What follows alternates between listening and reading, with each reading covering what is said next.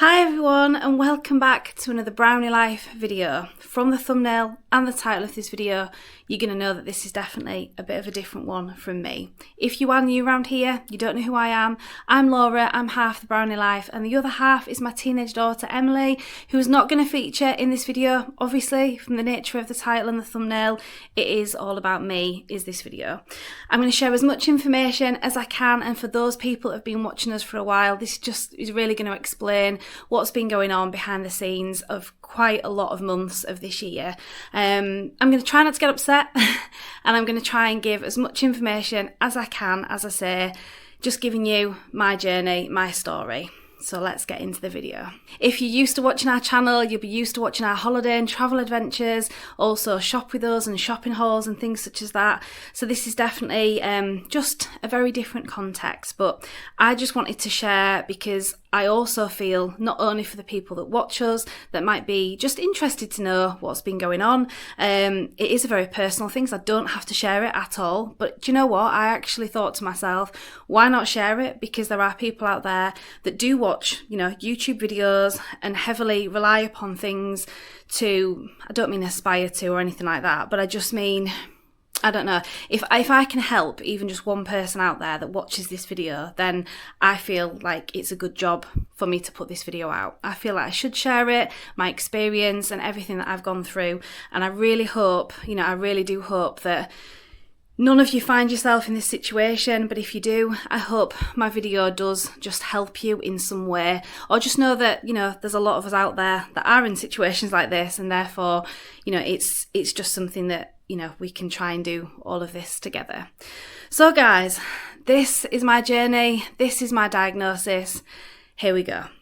Let's start from the very beginning, everyone. So, going back to February of this year, I was starting to suffer with flu. I later know that I did actually have full-blown flu. I was very, very poorly with it, bedridden for a couple of weeks, etc., off work and what have you. So forgetting that aside, I knew that I was coming down with something I wasn't very well. But at the same time, I noticed on my left breast, I am going to give quite a lot of details in this video, by the way. Nothing gruesome and nothing so awful that you can't listen to the video, but I am still going to give details. I'm going to talk about it. That's the whole purpose of why I'm doing the video. So my left breast, underneath it, I didn't notice necessarily an actual lump. A definite important thing to note from the very word go: don't just think of cancer symptoms or anything remotely to do with cancer or could be cancer as only a lump. It isn't. There are so many other symptoms that you absolutely need to look out for. Obviously, go out there, do your research, talk to your GPs, get the advice that you absolutely need. I am not a medical expert. I'm only telling you what's happened to me and what I've gone through, my experience. And obviously, I've had health professionals speaking to me, so I've obviously got to know a few things along the way. But absolutely, don't just take it as, well, I don't have a lump, so I'm all right.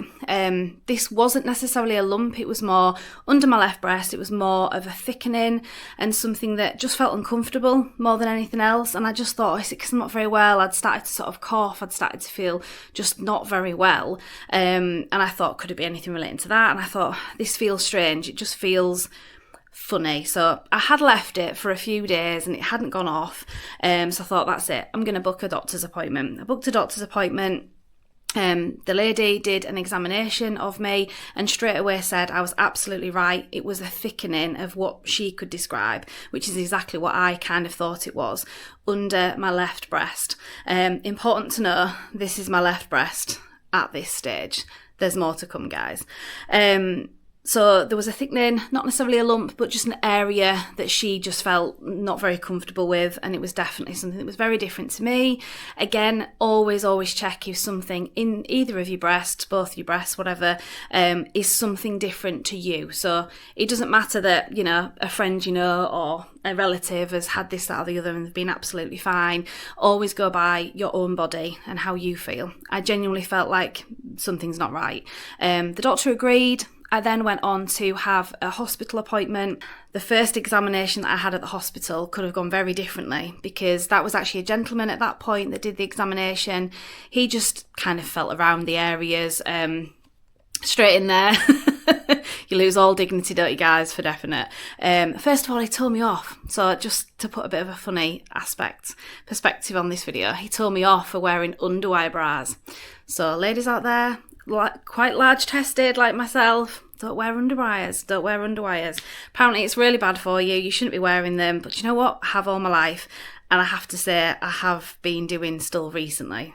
But anyway, we won't worry about that, we won't talk about that. I have actually today got on, and I will talk more about things like these. It's more like an exercise or sports bra, but a really comfy one. And I wear things like that in the house now just because it does help with things just generally. I'll talk about that a little bit more. So the examination I had by this gentleman, as I say, he was straight in, feeling around, checking everything. And straight away he kind of said, probably in line with sort of cysts around my breasts, probably quite a lot of them, but things like that are not necessarily anything on their own to worry about. He wasn't necessarily concerned, but he did say he could feel a thickening, and just to make sure that everything was checked, he wanted me to stay in the clinic and actually have other tests done on that day. So when I first got the appointment for the clinic, I was advised it could potentially take up to 4 hours. I don't know. I mean, some appointments could be different. You could have an examination one day and go back for, mammograms and biopsies and all things like that. But I was told that potentially I might have one thing followed by the other thing, etc. So it might be a long time. Now, at this point, my husband actually went with me, but I told him before I had the examination, just go to work, don't worry, I'm going to be fine. And there's no point waiting all of this time, because what if I am 4 hours? What if I'm longer? There's no point. And at this point, the waiting area started off with a lot of people in it. Gradually whittled down, guys, to the people where things were wrong, quite clearly. So at this point, I didn't have anyone with me, and that was my own fault because I insisted he left. I also thought in my heart of hearts, if this is bad news, I think I just want to face it on my own. I know that sounds stupid, but I think if it was bad news, I just wanted to take it in. At this point, I really wasn't thinking that, really. I had a bad feeling, but I still felt like I was probably, overthinking it. Anyway, so the gentleman, the consultant, had done the examination, said that I definitely needed to have more things. I went in to have a mammogram, never had one of those before. Obviously, any ladies out there, if you're over 50, you'll be used to a mammogram. Some people think they're horrendous and some people think they're okay. I can actually vouch for the fact that I have had a few mammograms now, obviously since that initial initial examination, and I don't find them too bad. I find them okay. I thought with me being quite large tested, I would find them awful. Don't get me wrong, I don't like them, but they're not that bad. So anyone out there who has never had a mammogram, please take my word for it. It is something that is uncomfortable. Obviously, you've got your breast out on a metal plate and it's all being squished and pushed and all sorts going on. But when you get past that part of it, it's something that has to be done, and I think that's what I'm trying to get at. If you right now are watching this video and are expecting to have a mammogram and you don't know much beyond that, you don't know what tests you're going to have or anything like that, please, the first and foremost thing, don't be put off by people maybe saying, oh, I don't want to go for a mammogram, I've never had one, or I don't want to have one, it's painful, this, that and the other. Please just go for it, because as I'm going to explain, a mammogram can show so much and beyond, definitely. It can take further into other things. So go for a mammogram if you've been requested to have one. And if you're in that age group, absolutely, take that on board. So I had the mammogram, which, as I say, isn't the most pleasant, but it was all right. So, my breast was being pushed and pulled in every direction. So I had both of them looked at.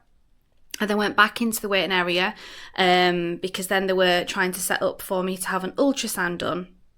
Now, at this point, the nurse actually came out and actually said, I'm really sorry, but can you come back in the room? So I thought at this point, oh dear, this isn't very good, is it? Why are they calling me back in?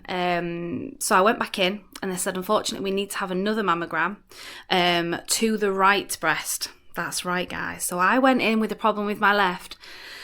Turns out there was something on my right, hence why it's always important to follow these things up. Don't ever Don't think that a symptom isn't worth checking out, because it is. So my right breast, they had noticed something and they just needed to do a deeper mammogram, I believe, or take more thorough pictures or whatever, and then to follow on for the ultrasound. So I had all of that, then went in the room for the ultrasound. Obviously all of this takes an awful long time, doesn't it? At this point I'm thinking, well, what exactly have they seen here? Obviously you think all sorts, don't you? So my right breast was the main issue, and they did an ultrasound monitor. I don't think they did it on both, actually, or did they? No, I think they did it on both, but they centred mainly on the right because that's what they were seeing. The lady explained at this point that I definitely had what's called breast calcifications.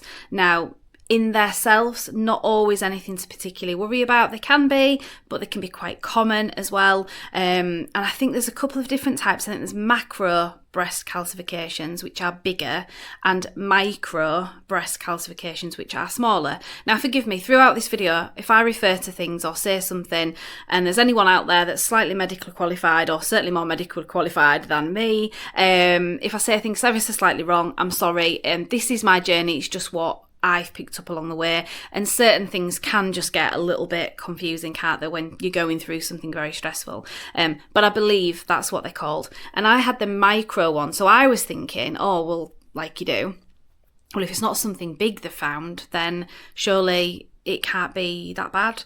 But what the lady was explaining is that the macro ones, which I think are bigger, are kind of more easier to look at. When it's micro, it means that whatever was big or whatever is kind of like broken down into little tiny pieces.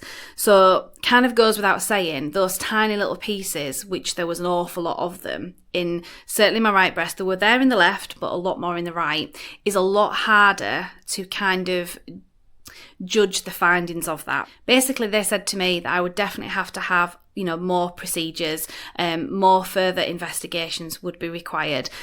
So definitely at this point, guys, I was on my own. I felt dreadful. I felt just like, what's going on? Oh my gosh.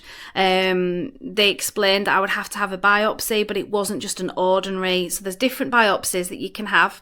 Again, if you're listening out there and you're due to have a biopsy, the next part that I'm going to talk about might not relate to you, because I didn't have what was called a normal biopsy, just like a needle going in and, taking a sample, or just even a core biopsy. It was a vacuum assisted biopsy, which was very different. I'm going to explain a lot more about that and my experience with that. And oh my gosh, I wasn't prepared. I just wasn't prepared at all. Right. So let's move on to that. So I left the hospital awaiting another appointment for this vacuum assisted biopsy. I was told that a needle would go in my right breast. They were going to do all the testing to my right breast, because my right breast was what was showing the most calcifications. And because they didn't say that anything they saw was really worrying, but they did say that they were concerned, as in it definitely needed to be looked at. So I was invited then, so obviously I had to wait, then I had to have this biopsy. This was done, if you've been watching our channel for a while, you'll have realised when we went to Italy was over Easter holidays. So the first biopsy, that's right guys, when I say first, that's because I had to have another one. Yeah, but we'll talk about the first one first. The vacuum assisted biopsy was done before we went to Italy. So I was mindful that I had a holiday booked. We were going to be quite active on the holiday. And also, if you've been watching our channel for a while, I have touched upon, I won't go into too much on this video because obviously that's not what I'm talking about. But previously, I have spoke about my really heavy periods, and I've been struggling for years, and my heavy bleeding has just got to such a point where there's just really no let up at all, really heavy bleeding. So I decided to have the coil fitted because it felt like there was only a couple of options left for me. Being the age of 45, I was 44 at the time. There wasn't many options left, so I had the coil fitted. So let's build a picture here. I had this flu, really bad flu, in February. I had all these investigations going on. I had the coil fitted in March, so I had to have all the issues with that, cramping, bleeding. And let me say, even though we're nearly into my 6th month of the coil, I'm still bleeding. It has got much easier. I'm having gaps of the bleeding. You all probably don't need to know that on this video, so I will talk about that at another point if need be. I think it is kind of working, but I have had some issues. To cut a long story short, that was March. By the April, I was obviously being pulled in for this vacuum assisted biopsy. So now let's go to that in terms of what happened at that stage. So now discussing the vacuum assisted biopsy. So what did they do? How did it feel? What was my recovery like? And what happened? And obviously moving on to my diagnosis and what happened from there, that's all going to be discussed now. So the biopsy itself, it doesn't take a massive amount of time, but I was definitely kind of in the room, I believe probably half an hour, 20 minutes, half an hour with the procedure, and then obviously the recovery time and things such as that. So I wasn't put out for it. It was just a local anaesthetic that a needle goes into your breast. Not very pleasant, because your breast is actually in a mammogram clamp, so to speak. So you're laid with your boob into a clamp, all the metal around you, all clamped in, quite tight, quite painful, and you're thinking, whoa, and now a needle's got to go in as well. Wonderful. So the needle went in, and anyone that's frightened of needles or just hates the thought of needles, please don't pass out at the thought of it on this video. Please don't, because I don't want to be responsible for anything like that. The part with the needle, you don't see it, it's at the side of you and you can absolutely look away. So if you're expecting to have this procedure done, then absolutely you will not see the needle. Well, I think even if you're trying to look, I think the direction you're kind of in. Having said that, obviously it will completely depend on the area. I suppose the area of mine was, they were going in from the side, but I imagine they probably will have to go through one side or the other, won't they? I don't know. Anyway, so forgetting the needles. If you don't like needles, then I'm sorry if I've mentioned the word needle, and but it goes without saying you're going to have something like that. That didn't really bother me too much. It wasn't fantastic, I'll admit. But the next part, it was just more like what felt like a drill going through my breast. And it sounded like cross between a food mixer and a drill. Going through my breast and churning around. Forgive me if I'm making anyone feel sick, but I can promise you I absolutely felt sick through the whole procedure. The staff were absolutely incredible, on the NHS, just incredible at looking after me. One young girl, bless her heart, oh my gosh, a young nurse, and she's there was quite a few in there in the room with me, and she said, if you want me to hold your hand, I can do. It's like, you don't have to ask me twice, love. Thank you very much. I grabbed her hand and squeezed it for dear life. That was me, I didn't make much noise, I didn't really say much, but gosh, I held her hand. I wasn't really prepared for what the procedure was going to feel like. Obviously it's not intense pain, because you've got an anaesthetic, so that's taking the pain away, and for me it just didn't work very well, didn't the anaesthetic? So they kept having to put anaesthetic in. So it was a bit of a pain with that, because I was feeling it. You shouldn't feel a thing, and I absolutely did. So they had to keep putting the anaesthetic in. And as I say, one of a better word, it kind of feels a bit like a drill or a food mixer going through your breast. It felt the longest kind of half an hour of my actual life. It just wasn't nice, guys. And not that you expect something like that to be nice, you don't, but it's needed. And more to the point, the reason I'm explaining that no matter how bad that was, that process, I would absolutely go back and have that done again, even though I absolutely fear the thought of having it done again. I absolutely would, because you need to get those results. It's the only way. They explained to me that the mammogram showed so much, the ultrasound showed so much, but without doing this vacuum assisted biopsy, what they're actually doing is taking tissue, I think tissue or cells or whatever, the same thing maybe. Again, I'm not medically qualified, I don't really know my whole science behind it, but they're taking the cells, I believe, out of the breast. So the breast tissue is being sucked, I know, sounds revolting, doesn't it? Sucked through the vacuum, through the breast out, and then they test that. That's the whole point of it. So it's not like a little needle going in and coming out and that's it. No, it's an actual full procedure. So an excision is made, basically a small cut at the side of the breast, and that didn't bother me, guys. At the end of the day, it's a small cut. It's not, you know, the biggest thing in the world. So yeah, had all of that done. Recovery wise, it took me probably about a week to really kind of get anywhere fast, and a couple of weeks to probably fully get over it. Obviously, there's various things you have to do in terms of, you know, leaving it for a little while, and then obviously being careful when you're bathing, etc. And wearing these type of sort of like stretchy kind of sports bras, things like that no underwires or anything awkward to kind of get on, was really, really useful. I just got mine from M&S, and it's more like in the sports section. It's just something I pulled over my head, kind of pulled over my breasts, and it was just so much easier. And I actually slept in it for a little while as well, you know, and all the recovery period too. Definitely couldn't lift anything, and you know, I just had to be careful with what I was doing. But the recovery was okay. At the time when I first had it done, I just thought, you're joking, this is like another level. Like I just don't know what hit me, to be honest. I think I felt so emotional. I think that's the problem with the nature of what it is when someone says you are having tests for breast cancer. Everything goes out your brain. I think everything you do, you kind of feel emotional about it anyway. Yeah, it just wasn't very nice. It wasn't very pleasant, but I knew I had to have it done. I knew I had to go, and as I say, I wouldn't change any of it at all, because you have to have these things, don't you?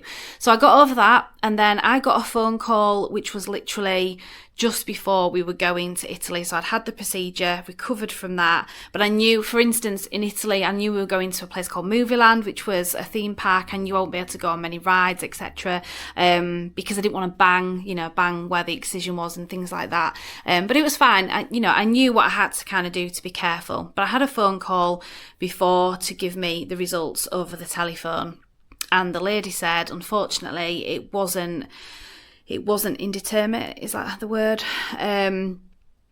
It wasn't conclusive, basically. They couldn't say whether I had breast cancer or not. They needed more further investigations. So unfortunately, they then said I'd have to go and have the procedure all over again, and this time more invasive. So I was like, perfect, that's wonderful, amazing news, just before my holiday as well. I've got it booked in, and I got it booked in for literally the day after we came back from Italy. I was emotional, right, guys? If you've been watching our channel for a while, you probably saw our holiday highlights video go out if you watched that, and then maybe you saw it disappear. I think I was that much of an emotional wreck that I put the video out. Don't forget, all of this in the background, and I'm still putting YouTube videos out. I'm still going to work. I'm still, doing home life and everything else. I put the holiday highlights out, and I wasn't happy with the video. I don't really know why, but I wasn't. I felt an emotional wreck completely, and I decided to delete the video forever off YouTube, never to go back on again. Why did I do that? I don't know. That's what I mean. I think I was just emotional. I think I put another video out as well in terms of how with travelling and packing and things like that for Italy. And I think at that point I just looked at the videos and thought, I can't do this. I can't even do YouTube anymore. I just feel a wreck, and I feel like there's something really wrong with me now. So yeah, if just in case you ever saw that those videos were on there and then they came off, that was just me being stupid, really, to be honest, but never mind.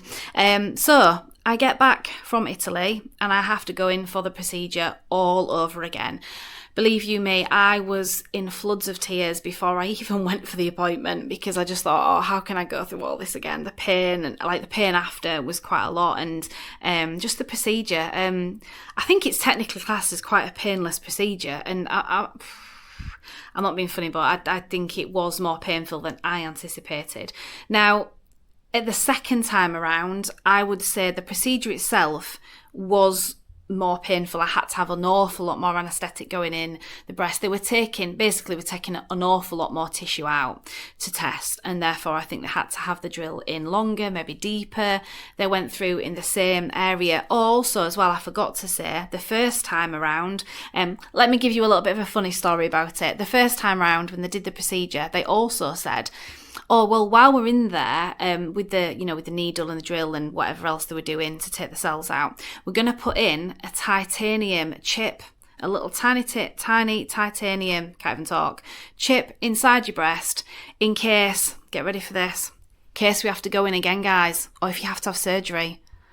What? I mean, at that point, I just thought, well, you're joking. Oh my gosh, I'm not prepared for this at all. But on the funny side, while they were doing it, do you know what I said? Because that's just me, guys. I try and cover things up by having a bit of a joke. And I said, does that mean I can sing the titanium song then when I'm going through the airport in case it all starts beeping? They obviously found that really funny. A lot of you out there might really not find that funny at all, but I apologise, that's just my sense of humour. So me and Emily have had this little joke, and now and again I start singing, I am titanium. Anyways, that's probably not very funny at all, is it? But, you know, I had a titanium chip inside me, and yeah, that was my reaction. So the second time around, what they did is they took out the old titanium chip, put in a new titanium chip in case, because they did say there's no more testing after this. If they, whatever they find, basically, if they need to do anything else, it would be actual surgery, and that's why the titanium chip has to stay in.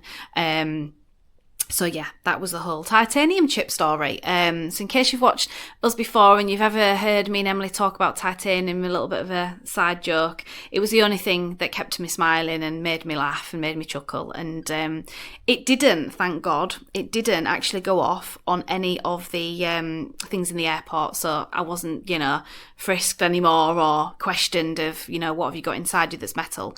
So I was all good with that. So second time around, as I said, I found it more painful. I had to have an awful lot more anaesthetic going in, but the recovery was way better the second time around. I don't know if my body just adjusted, I don't know. But while we were actually in Italy, so before the second time, I did have some problems with my breast. It was actually while we were in movie land, and I'd not knocked it or anything, I didn't think.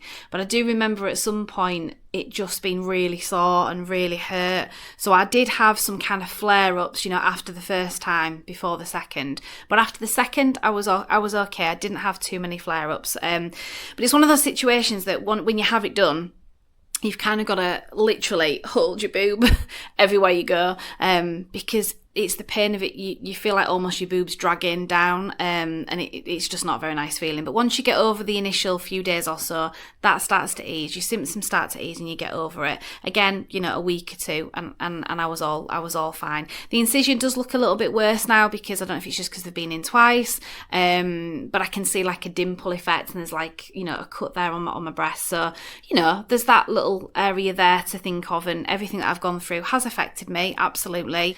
Now for my diagnosis, I am going to describe exactly what's happened to me and where I go from there. Before I get to that, I just want to explain and elaborate in terms of anyone at all that is watching this video that is due to have one of the, whether it be a normal biopsy or specifically the vacuum assisted biopsy that I had. Please go ahead with it, because they can't tell exactly what's wrong just by a mammogram, just by an ultrasound. Often these further investigations do need to be done, and let's face it, you know, if you don't find out what's wrong, you can't be treated, you can't be helped, and my heart goes out to anyone that's having to go through this procedure. It really is not nice, but it is short-lived. It's just something you've definitely got to go through. If you are, you know, invited to have one of those done, please just take my word for it. Just go and have it done. Do not hesitate. Just have it done. Make sure you've got the care of people around you. Make sure that you don't lift anything heavy, etc. after. Just take all the medical advice that you need and pain relief, etc. Take time off work if you're able to do that. I know that's not always possible for everybody. Or if you've got really young children, try and get childcare, etc. Just try to look after yourself, guys, because if you're going through this, it's not pleasant. It isn't. And it's upsetting even thinking of everything that went on at the time. And just before I get to my diagnosis, I just want to say all of those tests I found awful, in the sense of the waiting, and even when you've been in waiting rooms and then going in for your appointments and seeing other ladies around. Some people were distressed because they'd maybe got, you know, not very good news or anything. And And you know what? I think until you're in that situation, you really don't really think, you know, there's lots of cancer charities out there. There's lots of people around you that maybe have cancer, etc. Or just going through the tests enough. The tests are enough, guys. The tests are just enough. The waiting and not knowing. I myself just kept thinking, you know, I kept thinking of Emily. I kept thinking of Emily's dad. I kept thinking, really stupidly, I know that's stupid, but oh my gosh, like if I have to have treatment, I'm not going to be able to go away anywhere. I'm not going to go on our holiday and travel adventures anymore. All of those things were going through my brain. Anyway, my heart goes out to anyone, regardless of your results. Just those tests alone and the waiting game. The waiting game is awful. You know, definitely sending you all of my love for definite. Right, let's move on to the diagnosis. So I had to wait a little while, and then I got a phone call followed by a letter following the second vacuum assisted biopsy. They did confirm to me that I don't have breast cancer at the moment. However, I do have a specific breast condition, which I'll share with you. It is called Lobular Neoplasia in situ. In situ, I think that's what it's called. In situ. Oh gosh, I can't even remember now. Yeah, it's definitely Lobular Neoplasia in situ. I think that's how you pronounce it. And it is a breast condition. I do believe it's quite rare, and it might not ever put you at risk, but it absolutely could put you at risk. It's one of those conditions that could put me at risk for breast cancer in the future. It could be kind of the early signs of it. It's something that now I'm going to have to live with and learn that every year I have to go through a mammogram now. In my honest opinion, I think I'm going to end up having to have that biopsy every year. They haven't said that. I don't think they're going to say that, because they'll initially start off with a yearly mammogram to see what they can see, but they already kind of said to me that they can't really see that unless they do the biopsy, you know, with the testing. So I'm not sure what the mammogram is going to show every year. But it might be a case of they just compare the mammograms and see, is there any changes that they can see? But I personally think I'm going to end up having to have that vacuum assisted biopsy probably every year. And if I do, I do. I've just got to, you know, take that on board. And, you know, the best case scenario is I just have to have a mammogram, which, as I say, absolutely, I find them fine. I didn't find it, obviously it's uncomfortable. It's not nice, is it? But I absolutely would do that every single month if I had to work out, you know, whether I had anything or not.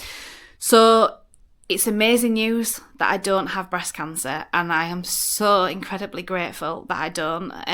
But it's a scary time all the same, because I think I'm always going to be thinking in the back of my brain, oh, have I got it now?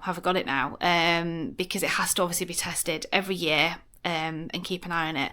But I'm so utterly grateful for the, you know, the care I had at the beginning, where the people that examined me at the beginning saw something, even though it wasn't concerning, which led to the mammogram, which led to the ultrasound, which led to the vacuum assisted biopsy, which ultimately led to another one, which ultimately led to me finding out I don't have breast cancer, and it may never be breast cancer, but it absolutely could be at some point. It's just one of those things. It's a bit of a waiting game, and it might never ever be that, and that's what I have to cling to, the hope it never will be that. But it could make me certainly more at risk. That's what my letter said, and therefore they do need to check me annually for that. And I'm so grateful that I'm having those checks, because to have those checks, being the age that I am at 45, sorry guys, having those checks now at 45 just means that I'm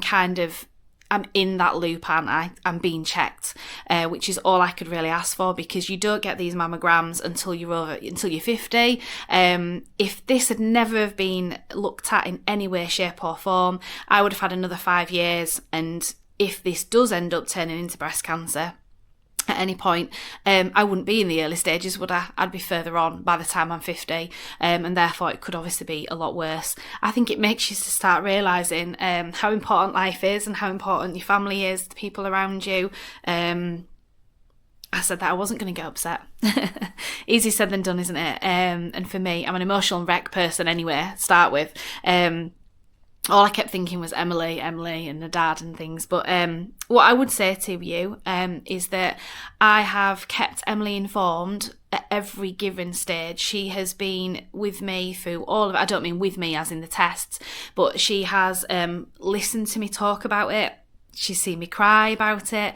She's listened to exactly what I'm having done. She's seen the recovery procedure. And I think that is so important to, my eyes are stinging now, incredibly important for a teenager to understand that, because as a woman, it's so easy to kind of like cover things up and protect your children, protect your family, and not tell them things. But I think it's important that they know that they know the signs that they should be looking for. And you at home, you know, watch this video, get to this point. I hope you've got this far and you know, endured me going on. But look out for the signs. My eyes are stinging terribly. Oh, I'm going to have to leave this video soon, guys, because I think I'm just going to end up being in a really emotional wreck. So look out for the signs, anything at all, get it checked out, absolutely get it checked out, because even if you go through all those stages and months of tests and it's not nice, it's grueling, the waiting game is the most awful feeling ever. And at the end of the day, the worst case scenario is if you do have breast cancer, indeed any cancer, you know, for that matter, you can then maybe get the treatment, and early intervention is absolutely the way forward. You know, all the time when all the medical experts were speaking to me, all the ladies that I was coming across, you know, they were always saying, you know, at least even if it is the worst case scenario, it's early, we're going to be able to help you, we're going to be able to get things done. And they were always so, you know, so positive. I just went to sort myself out, guys. Got a tissue, sorted myself out. What I would say is any of you that have been watching us for a while, then at least this does explain for, you know, several months what's been going on behind the scenes of all our travel and holiday adventures and shopping hauls and shop with us and things like that. This has been going on behind the scenes, as well as obviously all my heavy bleeding and my low iron and everything else with me making me feel just so poorly, incredibly ill a lot of the time. But yeah, this has been going on in the background, so, you know, not nice. I really hope that this video has helped just any one of you that might be going through tests for breast cancer, whether it be in the really early stages or further on stages, whether you need those type of invasive you know, investigations that I had, or whether, you know, you don't need as much as that. Maybe you've not got good news, guys, and maybe you know, you have to have, you know, other treatment, etc. My heart goes out to each and every one of you that who is in any of those stages at all. Obviously, nobody wants to get that news, but absolutely, if you do get that news and you can treat it and you're in the early stages because you've caught it in time, then, you know, you can only look at all of that testing as a good thing. And I absolutely would urge each and every one of you, anyone who's watching, who's just feeling scared about it, or, you know, has watched this video because you just think, oh, what should I expect and what should I do? Always continue with those tests. You know, never stop those testings, because no matter how bad it is, how invasive it is, at the end of the day, all of those things are there to save your life. And it saved mine, because if I hadn't have gone through all of those things and not noticed it at the beginning, and I hadn't have had, you know, the help that I've had to get those tests in place, then if I'd have just been left, I would have hit 50 before my first mammogram, and who knows, it could have been a very, very different story. So I'm definitely going to have my annual checks. I'm going to have any of the tests that needed, you know, to keep me okay. And I pray that it's not going to turn into anything else. But if it does, guys, it does. That's just life, isn't it? And I'll have to have treatment. I'll have to go through whatever, you know, procedures I have to go through. But fingers crossed, all being well, it's not going to be. All being well, I can have the tests each year, and hopefully I'm okay. I hope this video has given you just some information. I hope it's just been a bit of a help. I'm sorry if I've gone on a bit. It has been a very emotional roller coaster in the last, you know, several months that it's been. I'm obviously going through still some other bits and pieces. Also, point to note, I was told as well, if I did have breast cancer and I had to have treatment, I'd have to have the coil taken out anyway. So I was like, great, wonderful, perfect. So put that in, maybe to take it out. So, you know, that's been going on in the background too. But at the very least, I don't, and I can continue with that, see how that gets on, see how everything else is going on. To end on a better note, we've just come back from another travel and holiday adventure. Had an amazing time, and I feel so incredibly lucky that we're able to do that I'm okay to do that, and I hope that continues to be the case as well. So those videos are going to be coming up next week. I've got another vlog coming up next, which is going to be a chatty video a bit like this, but it's going to be in a very different scenario, a very different topic. But definitely check that out if you want to hear a little bit more about travel and holiday adventures, and check out all of where we've gone and everything we've done as of next week. But yeah, just to end this video, my heart goes out to each and every one of you that's affected by anything to do with breast cancer, all the tests, all the investigations, everything to do with it, and including breast cancer itself. I hope you're all okay out there, and I hope you go through the tests that you actually need to have. Encourage family members that are maybe going through a similar thing to definitely get those tests done. I know no one's going to have enjoyed this video, the contents of it, but I hope it's given you at home some information. You might have family members out there, you might be going through something yourself, and I hope it's just giving you that thing of, do you know what, no matter how bad an investigation is, no matter how bad a test is, you've got to have it done to get the end result and hopefully get there in the end. And as I said, my heart goes out to any of you that are getting bad news right now, and I hope that you can get the treatment that you need to have. And I hope everyone's all okay. I'm going to leave it there, guys, before I witter on anymore and get more upset, because I don't want to do that. Thanks to each and every one of you for watching. As always, for the people that watch us all of the time, thank you so much. And for the people that are new around here, I'd love it if you'd subscribed, be a part of us here at the Brownie Life, watch all our other videos, our travel and holiday adventures, shopping hauls and all things like that. Love to have you on board. I hope that, we can give you enjoyable videos on the next lot of videos. And give this video a like if you found it informative and it was useful in any way. I did say it was going to be a bit of a different one. It definitely has been. Yeah, I'll see you on the next one, guys. Bye.